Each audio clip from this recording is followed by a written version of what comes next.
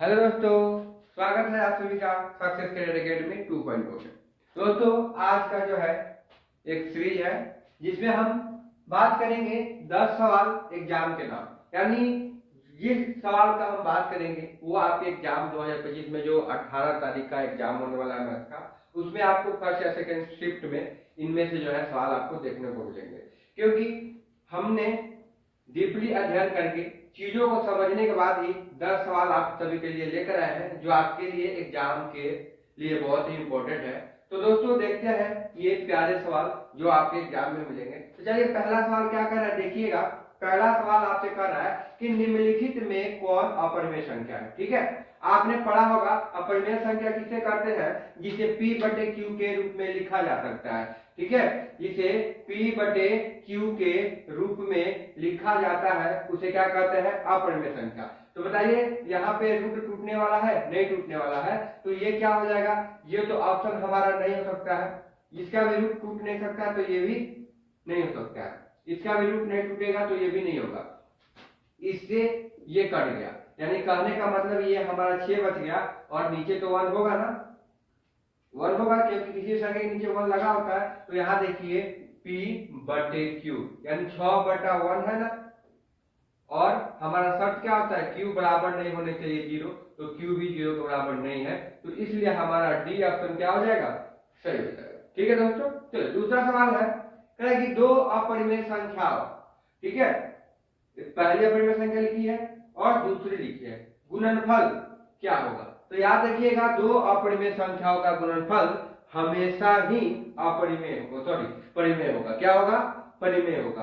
तो चलिए दोस्तों हम इसको बनाकर भी देख लेते हैं। आप देख लीजिए, दो जैसे हम दूसरे सवाल को भी छोड़कर, मान लीजिए आपने √3 लिखा और रूट, ये दोनों क्या है, अपरिमेय, गुना होगा तो क्या हो जाएगा, रूट से रूट खत्म 3 और नीचे से 1 होता है, तो ये आपका क्या हो जाएगा, परिमेय संख्या हो जाएगा। ठीक है, तो उस प्रकार जो है यहाँ पे जो दो अपरिमेय संख्या लिखी गई है, कह रहा है कि इसका गुणनफल क्या होगा। तो देखिए दोस्तों, यहाँ पे मान लीजिए ये a प्लस b है और यहाँ पे क्या है, a माइनस b। तो आप लोगों ने फॉर्मूला पढ़ा होगा कि a प्लस b और a माइनस b बराबर क्या होता है, a square minus b square. ये फॉर्मूला आपने पढ़ा होगा।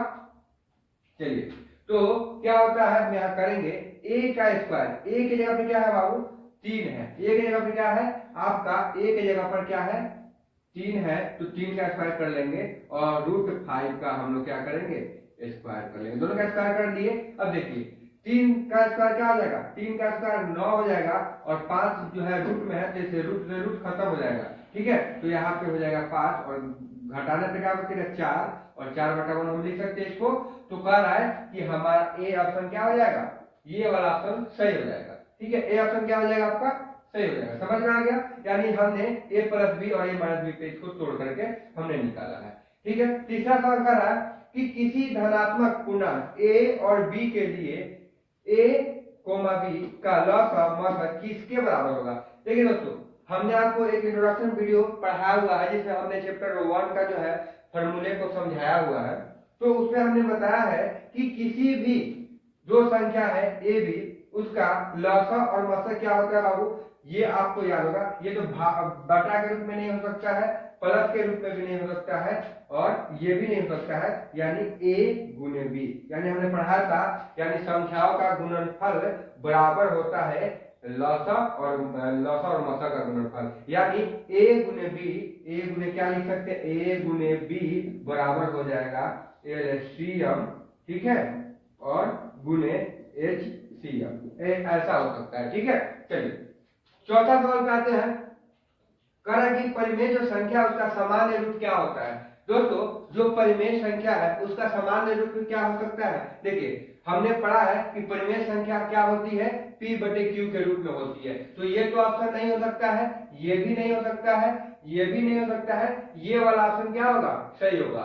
और शर्त हमारा क्या है, q बराबर नहीं होगा 0 का। देखिए ये सवाल में हमने यही ना सोल्व किया था, q बराबर नहीं होगा 0। ठीक है दोस्तों, एक इंपॉर्टेंट चीज याद रखिएगा कि आपसे सवाल में पूछा जाता है कि पाई क्या है, तो पाई जो है एक अपरिमेय संख्या है, लेकिन पाई का जो मान होता है 22/7 ये क्या होता है, ये परिमेय होता है। कंफ्यूज नहीं होना है, अगर आपसे पूछे पाई तो आपको बताना है कि अपरिमेय और पाई का जो मान होता है वो क्या होता है, परिमेय संख्या होता है। देखिए दोस्तों, करें कि सहआभाज्य संख्याओं का मौसा क्या होता है। ठीक है, मौसा यानी एचसीएफ क्या होता है। सहआभाज्य मतलब कि दो जो है लगातार, जैसे मान लीजिए हमने ले लिया 3 5 ले लिया, 7 और 9 ले लिया, तो इसका जो है मौसा क्या होगा, हमेशा 1 होगा। ठीक है दोस्तों, चलिए हम लोग जो है ये सवाल तो हमने पढ़ लिया, थोड़ा सा हम इसको समझा देते हैं कि किस तरह से 1 होगा।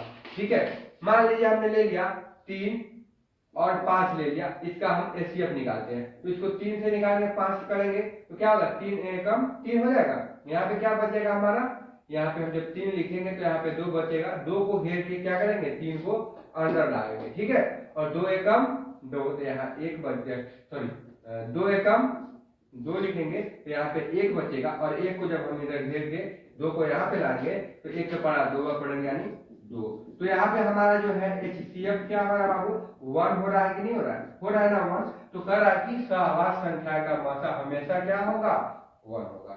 चलिए अब जो हमारा छठा सवाल को देखते हैं। देखिए दो संख्याओं का गुणनफल दिया हुआ है, कितना दिया है, 2166 दिया है ना। चलिए, और उनका मौसा दिया है, मौसा क्या है 19 है, तो कह रहा है उनका लसा क्या होगा। हमने अभी यहाँ पे क्या पढ़ा कि दो संख्याओं का गुणनफल बराबर क्या होता है, एलसीएम गुने एचसीएफ होता है ना। चलिए, तो हम यहाँ पे करें संख्याओं का गुणनफल तो लिख दिया है, ये गुणनफल कितना दिया है, 2166 दिया है।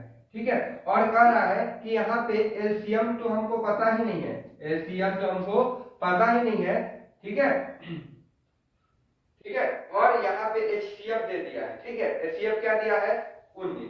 देखिए दोस्तों, तो हमको यहाँ पे एलसीएम बराबर क्या हो जाएगा, देखिए ये 2166 है और ये 19 यहाँ पे आएगा, तो हम इसको काटेंगे तो ये 114 बार में विभक्त हो जाएगा। 114 बार में क्या हो जाएगा, विभक्त हो जाएगा, तो हमारा सी वाला ऑप्शन जो है क्या हो जाएगा, सही होगा।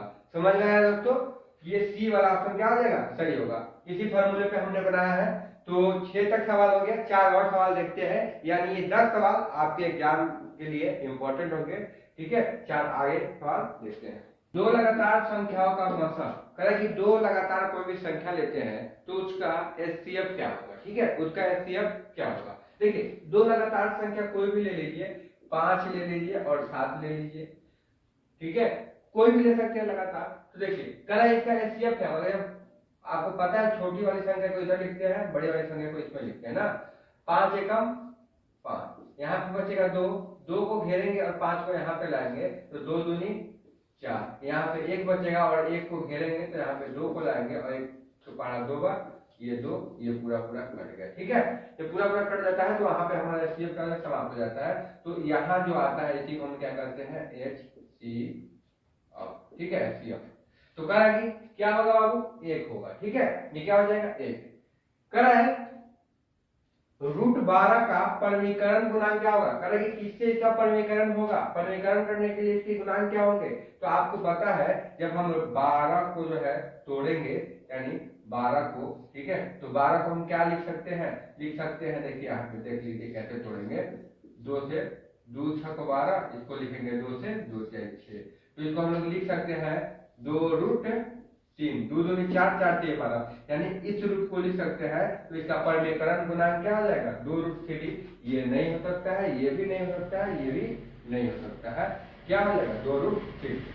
9वां प्रश्न क्या कर रहा है कि निम्नलिखित में से कौन अभाज्य संख्या है।